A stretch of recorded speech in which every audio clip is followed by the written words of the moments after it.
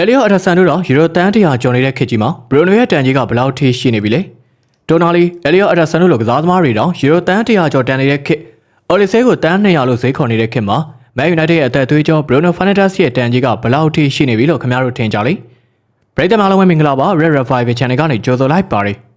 Julian Everett ကိုယူရိုတန်း150 ဒေါ်နာလီကိုယူရိုတန်း120စသဖြင့်ဈေးကွက်ထဲမှာအပြိုင်ဆိုင်ခေါ်နေကြတဲ့အချိန်မှာလွန်ခဲ့တဲ့တစ်နှစ်က Bruno ကိုယူရိုတန်း100နဲ့ Sorry ကိုမရောင်းခဲ့တာက United အတွက်တော့တမိုင်းတစ်လျှောက်အကောင်းဆုံးဆုံးဖြတ်ချက်တစ်ခုဖြစ်ခဲ့ပါသည်။နေ့စဉ်ပိုင်းက United တင်းအတွက် Bruno ပေးဆက်နေတဲ့အခန်းကဏ္ဍတွေကိုတွက်ချက်ကြည့်ရင်သူဟာတကယ်ပဲတန်ဖိုးဖြတ်မရတဲ့ကစားမတစ်ယောက်ဖြစ်နေတာကြောင့်လက်ရှိ Bruno ရဲ့တန်ကြီးကအနည်းဆုံးယူရိုတန်း250လောက်တော့ရှိနိုင်ပါသည်။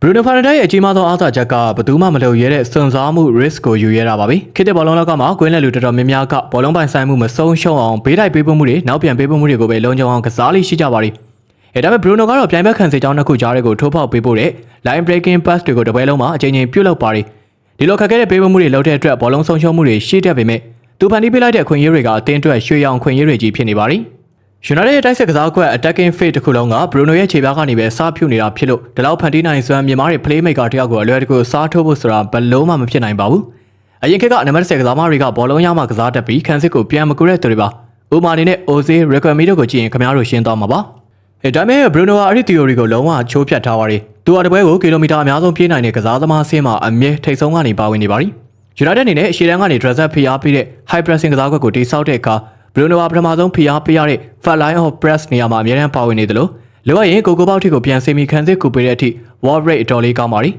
။ဒါပြင်တရားစီကိုပွဲပေါင်း50-60လောက်ကစားရပြီမေဒိုင်ယာလုံးဝမရပဲသူ့ရဲ့တန်မဏိချန်ခိုင်မှုကနီးပြတိုင်းလိုချင်တဲ့အဖိုးတန်ဆုံးအရေးသွေးတစ်ခုဖြစ်ပါသည်။ဈေးကွက်တွေကတန်တရားရန်ကစားမတော်တော်များများကသူတို့ကျွမ်းကျင်တဲ့နေရာတစ်ခုထဲမှာပဲကစားတတ်ကြပါသည်။ဒါပေမဲ့ Bruno ကမန်နေဂျာရဲ့လိုအပ်ချက်ပေါ်မူတည်ပြီးတော့နေရာအစုံမှာကစားပေးနိုင်ပါသည်။သူကကွင်းလယ်တိုက်စစ်နံပါတ်10နေရာမှာအကောင်းဆုံးဆိုပေမဲ့ကစားကွက်လိုအပ်ချက်ရကွင်းလယ်အောက်ခြေထိစင်မီဘောလုံးထည့်ပေးတဲ့နံပါတ်8အဖြစ်၎င်းတောင်ပန်ထွက်ပြီးတော့ဖြတ်တင်မောတွေချပြီးတဲ့ wide playmaker ဖြစ်၎င်း false 9ဖြစ်၎င်းနေစနစ်ပိုင်းရပြီးပြည့်စုံအောင်ပုံပြောင်းကစားနိုင်စွမ်းရှိပါသည်။ပြန်မနီးပြတွေအနေနဲ့သူ့ကိုထိန်းချုပ်ဖို့အင်တန်ကောင်းစားရတဲ့အဓိကအကြောင်းရင်းကလေဒီလိုနေရာဆောင်ကနေဒုက္ခပေးနေတဲ့ tactical IQ ကြောင့်ပါပဲ။တန်း150ဆိုတော့အပြင်ပန်းမှာပုံကြီးချဲ့ထားရလို့ထင်ရပေမဲ့ United ရဲ့ဘိုးဖွဲ့နေနဲ့စီးပွားရေးအရာရောနေစနစ်ပိုင်းရပါတွက်ကြည့်ရင်ဒါတကယ်အမှန်တရားပါ။တကယ်လို့ Bruno ကိုယူရိုတန်း100နဲ့ရောင်းလိုက်မယ်ဆိုပါစို့အဲ့ဒီတန်း100နဲ့ Bruno လိုတရားစီကိုဂိုးဖန်တီးမှု20ကျော်လောက်နိုင်တဲ့သူပွဲတိုင်းဒီပါတန်ရမရပဲကစားနိုင်တဲ့သူအသင်းကိုခွင်းမြင့်ခေါင်းဆောင်နိုင်တဲ့သူမျိုးကိုပြန်ဝယ်လို့ရနိုင်ပါမလားလုံးဝမရနိုင်ပါဘူးသူ့ရဲ့တာဝန်တွေကိုခွဲဝေယူဖို့ကစားသမား2ယောက်3ယောက်လောက်ကိုပေါင်တန်း80-80စီပေးပြီးတော့လိုက်ဝယ်ရမယ့်အခြေအနေပါဒါကြောင့်လက်ရှိယူသွတ်နေတဲ့ဈေးကွက်ကြီးထဲမှာ Bruno လိုအရာရာပြီးပြည့်စုံတဲ့အသင်းရဲ့အင်ဂျင်ကြီးတစ်လုံးကိုယူရိုတန်း250တန်တယ်လို့ကျွန်တော်ပြောနေတာကနေစနစ်ဘိုင်းရလုံးဝရုပ်တည်ရှိတဲ့အတွက်ချက်မှုတစ်ခုဖြစ်ပါတယ်ခင်ဗျားတို့ရဲ့မြင်ငါရောဘယ်လိုရှိကြမလဲcomment ကနေအားရပါရဝင်ရောက်ဆွေးနွေးပေးသွားခဲ့ကြပါဦးအဆုံးထိကြည့်ပေးလို့အားလုံးကိုကျေးဇူးထူးပဲတင်ရှိပါရခင်ဗျာ